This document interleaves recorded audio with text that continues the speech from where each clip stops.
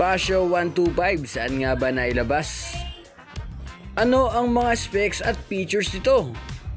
Magkakaroon ba nito sa Pilipinas? At magkano? Ito ang ating aalamin at pag-uusapan sa video na ito. Sa mga bago pa lamang sa aking channel ay welcome sa inyo. Sa mga luma naman ay welcome back. At sa mga hindi pa nagsusubscribe, no? Baka naman. Kaya't atin nang simulan.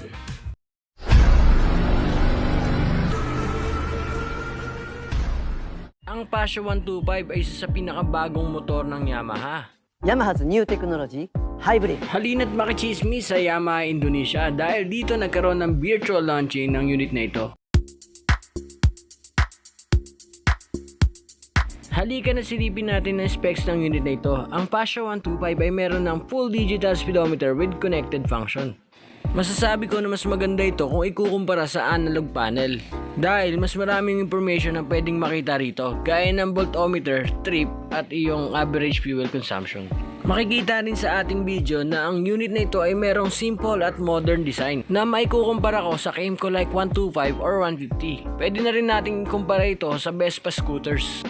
Dahil nga dyan, si Pasio 125 ay meron na ring unique LED headlight na mas may linaw pa kaysa maging kayo ng crush mo. Isa pa sa mga asset ng unit na ito ay meron itong smart key system. Dahil sa technology ito, hindi mo na kailangan itanggal kabit ang iyong susi sa inyong ignition system. At syempre, meron din itong answer back system. Sana all smart. Kung ikaw ay mahilig mag-travel at mahilig magdala ng kung ano-ano sa iyong motor, ay meron itong spacious luggage na 17.8 liters. Kasyang-kasya rito ang iyong pinaka-favorite na Jordan shoes. Meron din itong double look. Kaya na magbasa, baka masabayan ako ng bobo sa comment section. Carabiner. Meron din itong outer luggage accessories kung saan pwede mong ilagay ang iyong second to the favorite shoes. Ang Pasio 125 ay meron ding 125cc engine. Nasuking hiramin ng tropa mong buraot dyan sa kanto. At sa mga hindi inaasahang pangyayari gaya na malobat ang iyong cellphone, ang unit na ito ay merong electric power socket. Kung comfort naman at space ang hinahanap mo sa isang motor ay hindi ka mabibigo sa unit na ito dahil meron itong roomy boot space. Meron din itong wide tubeless tires kung saan hindi ka mangangamba kung sakali ikaw ay dumaan sa malilit na lubak o malalaking lubak. Samahan mo pa ng hazard lamp na talaga namang panalo sa specs, ano? Wow! Idagdag mo pa ang bagong technology ng Yamaha na New Blue Core Hybrid 125cc. Well, ano nga ba ang technology na ito? Nasa iyan, syempre dapat nakasubscribe ka muna para sa susunod na video ay malaman mo kung ano ito. Ang Pasio 125 ay meron ring SMG or Smart Motor Generator kung saan mas tahimik na ang iyong motor sa pag-i-start. Meron din itong one push start na tinatawag. Teka, ano yun? Walang kickstart or manual starter kaya one push. At isa pa sa magpapamahal, magpapaganda ng motor na ito ay meron na rin itong white connect na hindi papabor kung sakaling ikaw ay isang babaero. Dahil masisilip sa isang app na to ang iyong last parking location. Pag-usapan naman natin ang presyo ng unit na ito. Kung ating susumahin at kukumpitin sa Philippine Peso, ito ay magkakalaga ng 96,400 or estimatedly nasa 97,000. Sa tingin nyo guys, sulit ba ang unit na ito o hindi? Comment down below.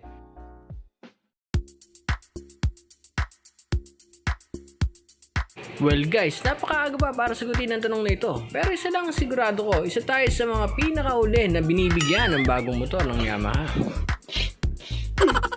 Pero malay mo, bukas makalawa, tayo naman, hindi natin sigurado. Wow! Sa aking opinyon na mahilig sa gantong classic na motor ay maraming kukuha ng unit na ito. Pero mas marami ang kukuha ng unit na ito kung mas mababa ito sa ating estimated price. Kung ikaw ang tatanungin, kukuha ka din ba nito? Comment down below.